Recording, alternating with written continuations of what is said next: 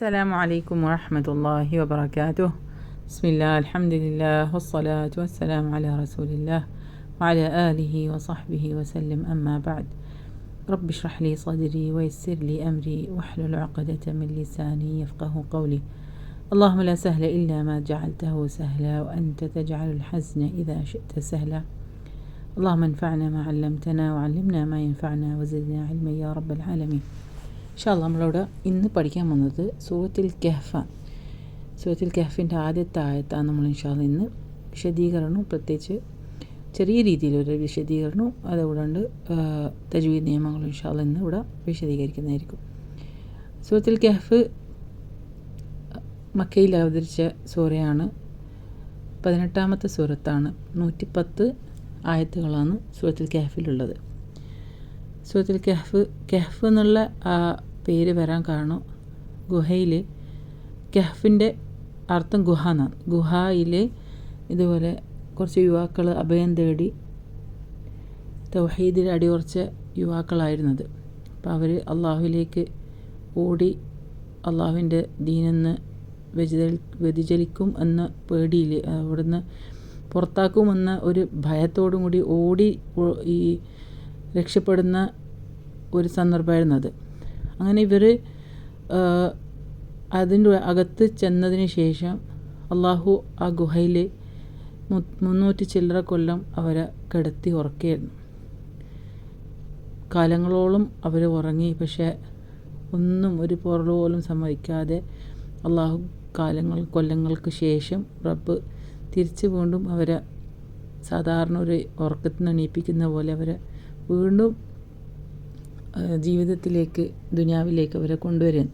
അപ്പോൾ അതിൻ്റെ ഇൻഷാല്ലാ കാര്യങ്ങളൊക്കെ നമുക്ക് ഇൻഷാല്ലാ പഠിക്കുക. ഇവിടെ ഈ സൂറത്തിൽ 9 മുതൽ 26 ആയത്തിൻ്റെ ആ വിശദീകരണത്തിൽ ഇൻഷാല്ലാ വരുന്നതായിരിക്കും. ഒരുപാട് സ്റ്റോറീസ് അടങ്ങിയിട്ടുള്ളതാണ്, ഒരുപാട് കഥകൾ അടങ്ങിയിട്ടുള്ളതാണ് ഈ സൂറ. അതിൽ വരുന്ന ഒരു കഥയാണ് ഞാൻ ഇപ്പോൾ പറഞ്ഞിട്ടുള്ളത്. ഒരുപാട് നമുക്ക് മനസ്സിലാക്കാനും അതിൻ്റെ ദൃഷ്ടാന്തങ്ങളും ഒക്കെ അടങ്ങിയിട്ടുള്ള സ്റ്റോറീസാണ് ഇതിൻ്റെ അകത്തുള്ളത്. പിന്നെ നമ്മൾ പ്രത്യേകതയിൽ വരുന്നതാണ് നമ്മൾ ഈ സൂറത്തുൽ കഹ്ഫ്.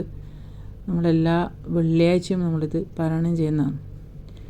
അതിൻ്റെ ഒരുപാട് ഗുണങ്ങളുണ്ട്. അതിൽ വരുന്ന ഒന്ന്, നമ്മൾ സൂറത്തുൽ കഹ്ഫ് ഓതിക്കഴിഞ്ഞാൽ ഒരു ജുമാ മുതൽ അടുത്ത ജുമാ വരെ അതിൻ്റെ വെളിച്ചം നൂറ് ഉണ്ടാകുന്നതായിരിക്കും. പിന്നെ അതേപോലെ ഖിയാമത്ത് നാളിൽ ഭീകരമായ സന്ദർഭം വരുന്ന സമയം ദജ്ജാൽ എന്ന ഫിത്ന, അങ്ങേയറ്റത്തെ ഭീകരതയുള്ള ഒരു ഫിത്നയാണ് ദജ്ജാൽ. വലിയ അടയാളങ്ങൾ വരുന്ന ഒരു അടയാളമാണ് ദജ്ജാൽ പുറപ്പെടുന്നത്. ഈസാ നബിയാണ് ദജ്ജാലിനെ വന്ന് കൊല്ലാം. ആ ദജ്ജാലിൻ്റെ ഷറിൽ നിന്ന് സൂറത്തുൽ കഹ്ഫ് നമ്മൾ ആദ്യത്തെ 10 ആയത്ത് അത് പാരായണം ചെയ്യുകയോ അതല്ല അത് മനഃപ്പാഠമാക്കുകയോ ചെയ്യുന്നുണ്ടെങ്കിൽ, അത് 2 ഹദീസിൽ 2 രീതിയിൽ വന്നിട്ടുണ്ട്. ഒരു ഹദീസിൽ മനഃപ്പാഠമാക്കി കഴിഞ്ഞാൽ കിട്ടുന്ന ഒരു കാവലാണ്, റബ്ബിൽ നിന്നുള്ളൊരു കാവലാണ്. അതല്ല മറ്റേതിൽ ഇതുപോലെ തന്നെ റിവായത്തിൽ മറ്റേ ഹദീസിൽ ഈ രീതിയിൽ വന്നിട്ടുണ്ട്. പാരായണം ചെയ്താലും നമുക്ക് ഈ ഒരു കാവൽ അള്ളാഹു നൽകുന്നതായിരിക്കും. അപ്പോൾ എന്ന് തന്നെയാണ് അത്രയും പ്രൊട്ടക്ഷനും കാര്യങ്ങളും നമ്മളെപ്പോഴും മസീഹ് ദജ്ജാലിൽ നിന്നുള്ള കാവലിന് വേണ്ടി നമ്മൾ തശഹുദിലൊക്കെ ദുആ ചെയ്യുന്നല്ലേ. അപ്പോൾ അതിൽ നിന്നുള്ളൊരു കാവലും കൂടിയാണ് ഈ സൂറ. പിന്നെ നമുക്കിപ്പോൾ ഇതിൻ്റെ അകത്ത് വരുന്ന ആദ്യത്തെ ആയത്ത് തുടങ്ങുന്നത് ഹംദ് കൊണ്ടാണ്. അൽഹംദുലില്ലാഹ്, അൽഹംദു കൊണ്ടാണ് വരുന്നത്. അൽഹംദുലില്ലാഹില്ലദീ എന്നുള്ള ഹംദ് വരുന്ന 5 സൂറകളാണ് മൊത്തത്തിൽ ഖുർആനിലുള്ളത്. അതിൽ ആദ്യത്തെ സൂറ നമുക്ക് എല്ലാവർക്കും അറിയുന്നതാണ് സൂറത്തുൽ ഫാത്തിഹ, ഹംദ് കൊണ്ട് തുടങ്ങുന്ന സൂറയാണ്. പിന്നെ അടുത്ത സൂറയാണ് സൂറത്തുൽ അൻആം. പിന്നെ 3ാമത്തെ സൂറയാണ് സൂറത്തുൽ കഹ്ഫ്. പിന്നെ വരുന്ന സൂറത്ത് സബ, പിന്നെ ഫാത്തിർ. ഒക്കെ ഹംദ് കൊണ്ടാണ് തുടങ്ങുന്നത്. ഹംദ് എന്നുള്ള അർത്ഥം സ്തുതി. പക്ഷേ നമുക്ക് ജസ്റ്റ് ഒരു മലയാള വാക്കിൽ ചെറിയൊരു രീതിയിൽ നമുക്ക് ഉൾക്കൊള്ളിപ്പിക്കാൻ പറ്റുന്ന ഒരു രീതിയിലല്ല അതിൻ്റെ മീനിങ്. വളരെ ആഴത്തിൽ കിടക്കുന്ന മീനിങ്ങാണ് ഹംദ്. ചെറിയ രീതിയിൽ ഞാനിവിടെ ഇപ്പോൾ പറഞ്ഞുതരാം. ഹംദിന് നമുക്ക് 2 രീതിയിൽ വരുന്നത്. ഒന്ന് അള്ളാഹുവിൻ്റെ പ്രേസിങ്, പുകഴ്ത്തൽ. കാരണം അള്ളാഹുവിൻ്റെ ഗുണങ്ങൾ അത് അള്ളാഹു തന്നെ ഏൺ ചെയ്തിട്ടുള്ള ഗുണങ്ങളിൽപ്പെട്ടതാണ്. എന്ന് പറഞ്ഞാൽ നമുക്ക് 2 രീതിയിലുള്ള ഗുണങ്ങളുണ്ടാവും. അതൊന്ന് നമുക്ക് ഓൾറെഡി ഉള്ള ഗുണങ്ങളായിരിക്കും. ഇപ്പോൾ ഉദാഹരണത്തിന് നമ്മൾ നല്ലൊരു ഭംഗിയുള്ളൊരു വ്യക്തി, ആ ഒരു ഭംഗി അത് അള്ളാഹു നൽകിയതാണ്. പക്ഷെ അത് ഓൾറെഡി ഏൺ ചെയ്യുന്ന ഗുണമല്ല, ഒരാൾ കരസ്ഥമാക്കിയ ഗുണമല്ല. നേരെ മറിച്ച് അധ്വാനിച്ച് ഒരാൾ പഠിച്ച് ഹാഫിളായ ഒരു വ്യക്തി, ആ ഹിഫ്ള് ചെയ്ത വ്യക്തി ആ ഒരു ഹാഫിളായി കിട്ടുന്ന ആ ഒരു ഇതുണ്ടല്ലോ, അത് സ്വയം ഏൺ ചെയ്തതാണ്. സ്വയം ഇതേപോലെ തന്നെ നമ്മൾ പറയില്ല അധ്വാനിച്ചുണ്ടാക്കിയതാണ് നമ്മൾ പറയില്ല. എന്ന് പറഞ്ഞാൽ ആ അധ്വാനിച്ചുണ്ടാക്കിയ അതിൽ നിന്ന് കിട്ടുന്നതിനാണ്, അതിൻ്റെ ഗുണത്തിനാണ് ഈ പറയുക, സ്വന്തമായി ഏൺ ചെയ്തിട്ടുണ്ടായ അവരെ സ്വന്തം കഴിവ് കാരണം കൊണ്ട്. അതിപ്പോൾ ഏറ്റവും കഴിവുള്ളവൻ റബ്ബ് മാത്രമാണ്, എല്ലാം തികഞ്ഞവൻ റബ്ബ് മാത്രമാണ്. അപ്പോൾ അള്ളാഹുവിലേക്കാണ് നമ്മൾ ആ സ്തുതിയിലേക്ക് വരുന്ന, അതിൽ നിന്ന് വരുന്ന ഹംദ് പ്രൈസിങ് വരുന്നതിൽ നമ്മൾ വരുന്ന ഒന്ന്, നമ്മൾ അള്ളാഹുവിൻ്റെ പൂർണ്ണതയിൽ, അള്ളാഹുവിൽ ഒരു കുറവും ഇല്ലാത്തതിൽ നമ്മൾ അള്ളാഹുവിന് നൽകുന്ന ഹംദ്, സ്തുതി, ശുക്ർ. 2 രീതിയിൽ വരുന്നത്. പിന്നെ ശുക്രിന് നമുക്ക് 2, അതെന്ന് പറഞ്ഞാൽ 2 ഇത്. ഒന്ന് നമ്മൾ അള്ളാഹുവിൻ്റെ മഹത്വത്തിന് നമ്മൾ പുകഴ്ത്തുന്നത്. രണ്ടാമത്തത് ശുക്ർ. ശുക്ർ എന്ന് പറഞ്ഞാൽ നമ്മൾ അള്ളാഹു ചെയ്തു തരുന്നതിനുള്ള നന്ദി. നമ്മൾ അള്ളാഹു ചെയ്തു തരുന്ന തഅദ്ദു നിഅമത അല്ലാഹി ലാ തുഹ്സുഹ, അള്ളാഹു തരുന്ന നിഅമത്തുകൾ നമ്മൾ എണ്ണി തുടങ്ങിയിട്ടുണ്ടെങ്കിൽ ഒരിക്കലും ഒരറ്റത്തൂല. അത്രയും അള്ളാഹുവിൻ്റെ അനുഗ്രഹങ്ങൾ നമ്മളെ ജീവിതത്തിൽ അള്ളാഹു തന്നിട്ടുണ്ട്, ഒരുപാടുണ്ട്. നമ്മളെപ്പോഴും എന്തിനാണ് ഫോക്കസ് ചെയ്യുക? ഇല്ലാത്തതിലാണ് ഫോക്കസ് ചെയ്യുക.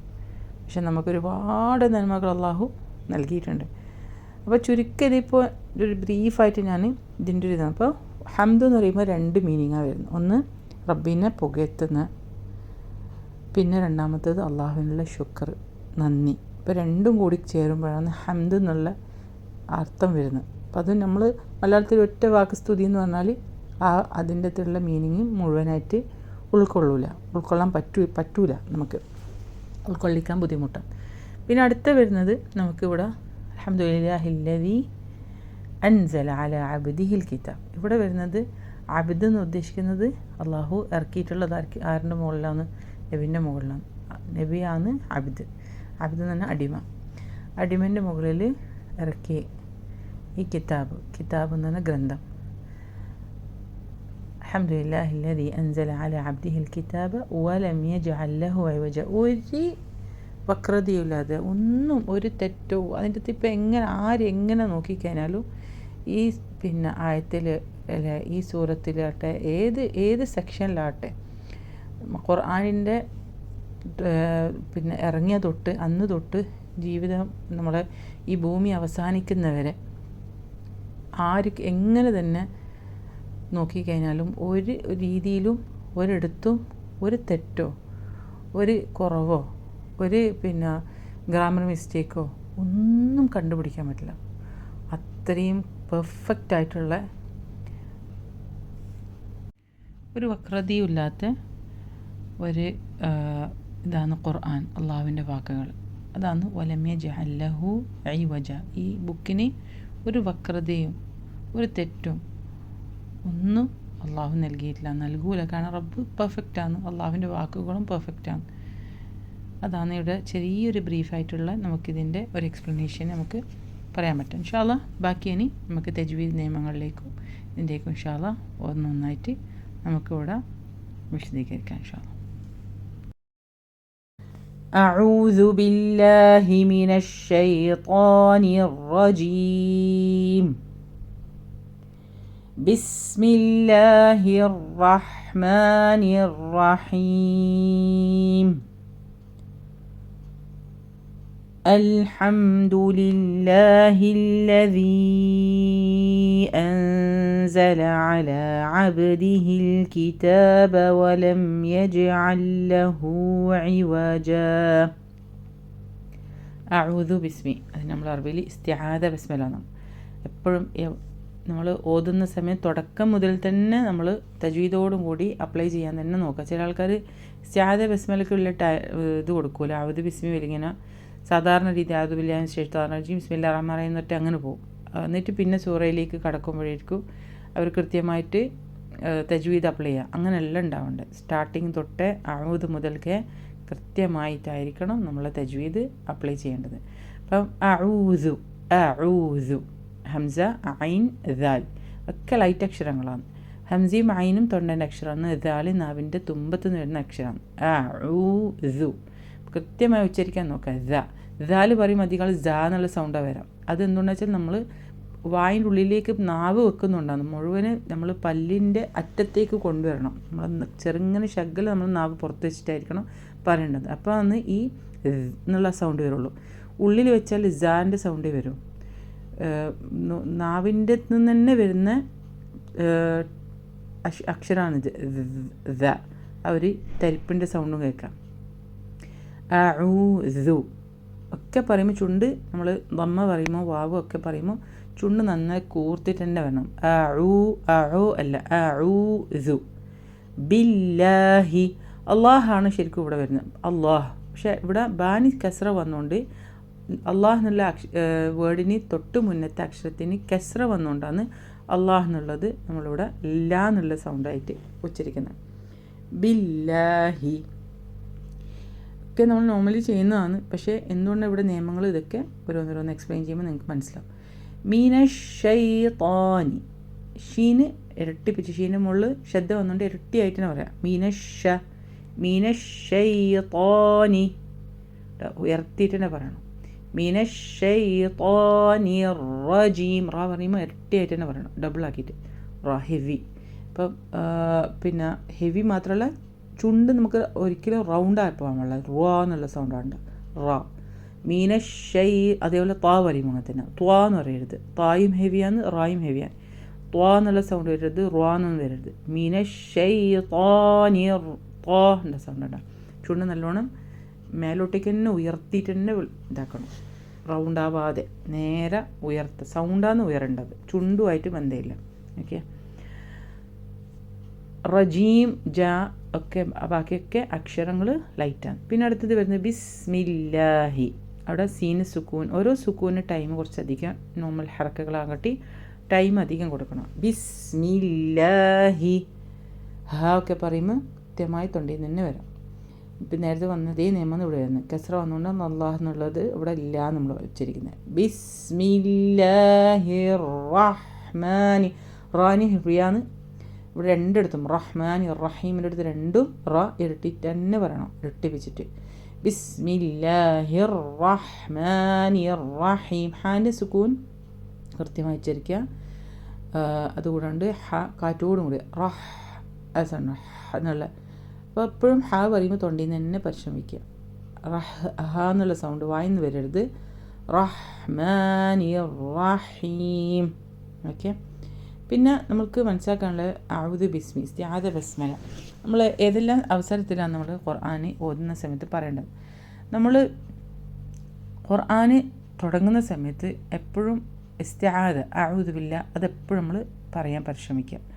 കാരണം അള്ളാഹു തന്നെ ഖുർആനിൽ പറഞ്ഞിട്ടുള്ളതാണ് വഇദാ ഖറഅ്തൽ ഖുർആൻ വഇദാ ഖറഅ്തൽ ഖുർആൻ ഫസ്തഇദ് ബില്ലാഹി മിനശ് ശൈത്വാനിർ റജീം. ഖുർആൻ നിങ്ങൾ പാരായണം ചെയ്യുന്ന സമയത്ത് എന്താണ് ഇസ്തിആദ, ഇസ്തഇദ് ബില്ലാഹ് എന്നാൽ ഇസ്തിആദിൻ്റെ അർത്ഥം എന്താ?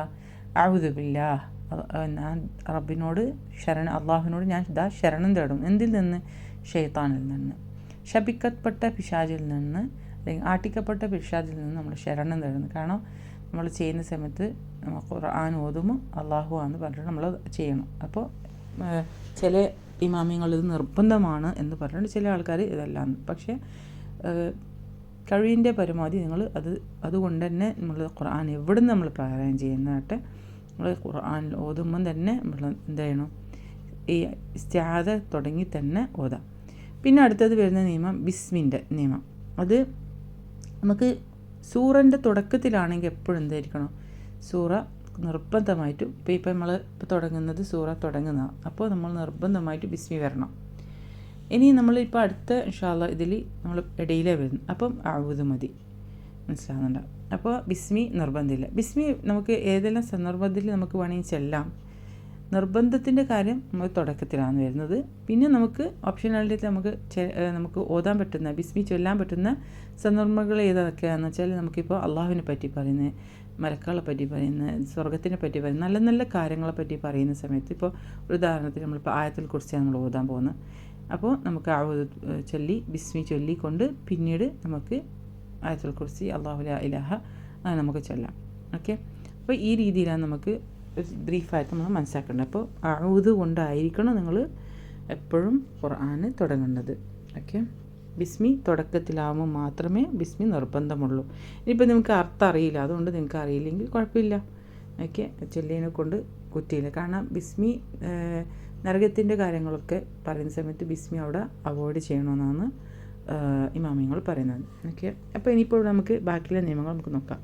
അൽഹംദു, ഇവിടെ ഹ മീം ദാൽ, അൽഹംദു ഒക്കെ ലൈറ്റ് അക്ഷരമാണ്. മീമിന് സുക്കൂന് വരുമ്പം ഒരിക്കലും നമ്മൾ അൽഹംദു അങ്ങനെ പറയണ്ട കേട്ടോ. മീമിനും നൂനിന് സുക്കൂന് വന്നു കഴിഞ്ഞാൽ നോർമലിയായിട്ട് തന്നെ പറയണം. ശബ്ദ വന്നാൽ ആണ് നമ്മൾ പിന്നെ സമയം കൊടുക്കേണ്ടത്. അല്ലാത്ത സന്ദർഭങ്ങളൊക്കെ സാധാരണ തന്നെ പറഞ്ഞാൽ മതി. അൽഹംദു അപ്പോൾ ലാമിൻ്റെ സൗണ്ട് അവിടെ വരണം. ഹംസയും ആ വരുന്ന ഹംസ, തുടക്കത്തിലുള്ള ഹംസത്തിന് ഹംസത്തുൽ വസൽ എന്ന് പറയാം. അൽഹംദു ലില്ലാഹി, ലില്ലാഹി ഒക്കെ ലൈറ്റാണ്. അല്ലദീ അൻസല, ഇവിടെ അല്ലദീ ദാലിനെ നമ്മൾ നേരത്തെ പറഞ്ഞിട്ടുണ്ട്, അതേപോലെ ദാല് കൃത്യമായി ഉച്ചരിക്കുക.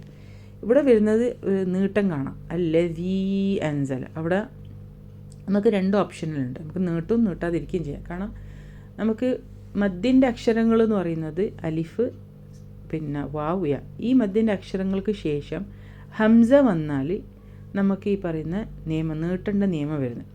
അത് ഒരേ വേർഡിലാണ് വന്നിട്ടുണ്ടെങ്കിൽ നിർബന്ധമായി നീട്ടണം. അതല്ല രണ്ട് വേർഡിലാണ്, രണ്ട് പദത്തിലാണ് വരുന്നെങ്കിൽ അത് നമുക്ക് നിർബന്ധമില്ല. ഇപ്പോൾ ഇവിടെ രണ്ട് പദത്തിലാണ് വന്നിട്ടില്ല. അല്ലദീ ഒരു പദമാണ്, ഒരു വേർഡാണ്, അൻസല മറ്റൊരു വേർഡാണ്. അപ്പോൾ അതുകൊണ്ട് നമുക്ക് നിർബന്ധമില്ല, പക്ഷെ നീട്ടുന്നത് ഉത്തമമാണ്. രണ്ടും നമുക്ക് ഓപ്ഷനുകളാണ്, നമുക്ക് രണ്ടും ചെയ്യാം. ഈ നിയമത്തിന് പറയുന്നത് പിന്നെ മദ് മുൻഫസിൽ എന്ന് പറയും. മദ് മുൻഫസിൽ. ഇപ്പോൾ നീട്ടുന്നുണ്ടെങ്കിൽ 4 മുതൽ 5 വരെ ആണ് ദീർഘമാണ് ഒരു അക്ഷര സമയം കൊടുക്കണം. ഹറക്ക എന്ന് പറയും അറബിയിൽ. 4 മുതൽ 5 വരെ ഹറക്ക നമ്മൾ നീട്ടിയിട്ട് ഓതാം. പിന്നെ അൻസല, ഇവിടെ നൂന് സുക്കൂന് ശേഷം സ വരുന്നത്. അപ്പോൾ ഇവിടെ ഇഖ്ഫ എന്നുള്ള നിയമം വരുന്നത്. അൻസല മണിക്കണം. അൻസല. ഓക്കെ, അടുത്തത് അല അബ്ദിഹി, ഒക്കെ ഐൻ ഐൻ. അല അബ്ദിഹി, ഹ ഒക്കെ പറയുമ്പോൾ കൃത്യമായി ഉച്ചരിക്കുക. അബ്ദിഹിൻ്റെ അടുത്ത് ബാൻ സുക്കൂന് വരുമ്പോൾ എപ്പോഴും എന്താക്കണം, ഒരു ബൗൺസ് ചെയ്യുന്നുണ്ട്. അപ്പോൾ ബാൻ അതിന് പറയുക കൽക്കല എന്ന് പറയും. ഈ നിയമത്തിന് കൽക്കല എന്ന് പറയും. എന്തൊക്കെ അക്ഷരങ്ങളാണ്? 5 അക്ഷരങ്ങളാണ്. നമുക്ക് ഈ സുക്കൂന് വരുമ്പോൾ നമ്മൾ പെട്ടെന്ന് ആദ്യം കേൾക്കുമ്പോൾ എല്ലാവർക്കും ഇത് മൊത്തം കൺഫ്യൂഷനാണ്. പിന്നെ കേട്ട് വരുമ്പോൾ നമുക്ക് മനസ്സിലാവും. അബ്ദിഹി, ഇപ്പോൾ 5 അക്ഷരങ്ങൾ വരുന്നത് ഖാഫ് താ ബ ജീം ദാൽ. അത് ഒരു വേർഡിൽ നമുക്ക് ഖുതുബ് ജദ് എന്ന് പറയും. ഈ അക്ഷരങ്ങൾക്കൊക്കെ സുക്കൂന് വരുമ്പോൾ നമ്മൾ എന്താ അബ്ദിഹി അങ്ങനെ അബ് അദ് അജ് അഖ് എന്നുള്ള ആ ഒരു ബൗൺസ് ചെയ്ത് ഇങ്ങനെ ഒരു തെറിക്കുന്ന രീതിയിൽ നമ്മൾ പറയണം. ഓക്കെ, അത് 2 അവസ്ഥയിൽ വരാം. ഒന്നുകിൽ നടുക്ക വരാം, അല്ലെങ്കിൽ അവസാനം വരാം. അക്ഷരത്തിൻ്റെ മുകളിൽ സുക്കൂന് നടുക്കോ അല്ലെങ്കിൽ അവസാനം, മിഡിലോ അവസാനമോ. അപ്പോൾ ഈ നിയമം നമ്മൾ അവിടെ അപ്ലൈ ചെയ്യണം. അതുകൊണ്ടാണ് ഇവിടെ നമ്മൾ ആബ് അല്ലെങ്കിൽ അബ്ദിഹി എന്നല്ല പറയാം, അബ്ദിഹി അല്ല പറയാം, ആബ്. അതുകൊണ്ടാണ് ഇങ്ങനൊരു ബൗൺസ് ചെയ്യുന്ന സൗണ്ട് വരുന്നത്. അബ്ദിഹിൽ കിതാബ ഒക്കെ ലൈറ്റാണ്, ഒന്നും ഹെവി ആക്കണ്ട.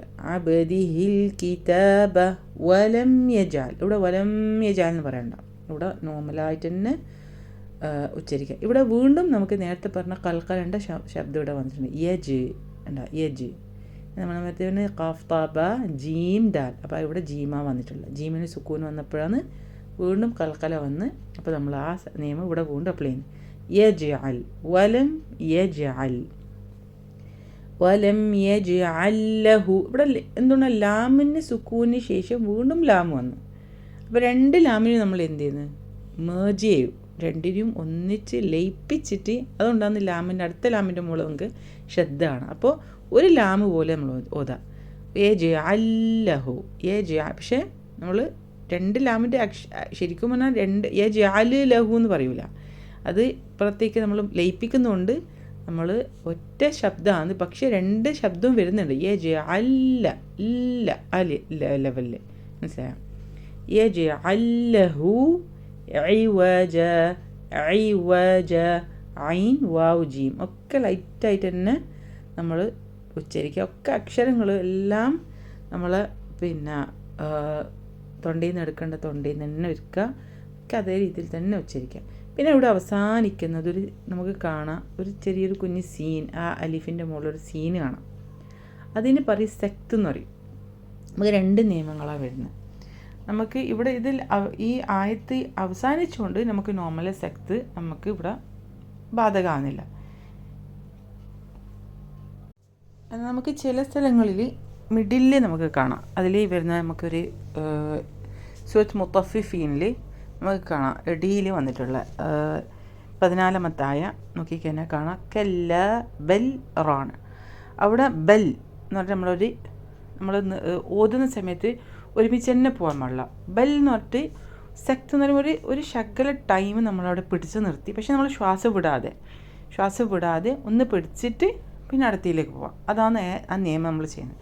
കല്ല ബൽ റോന അല ആ രീതിയിൽ മനസ്സിലായോ? അതാണ് ഇവിടെ ഈ നിയമം വരുന്നത്. ബാക്കിയൊക്കെ കൃത്യമായി ഉച്ചരിക്കുക. ഓക്കെ, നമ്മൾ ഓരോ അക്ഷരങ്ങളും ഓരോ നിയമങ്ങളും പരമാവധി അപ്ലൈ ചെയ്ത് തന്നെ ഓതാൻ പരിശ്രമിക്കുക. ഓക്കെ, സുബ്ഹാനക്കല്ലാഹുമ്മ ബിഹംദിക അശ്ഹദു അല്ലാ ഇലാഹ ഇല്ലാ അൻത അസ്തഗ്ഫിറുക വഅതൂബു ഇലൈക്.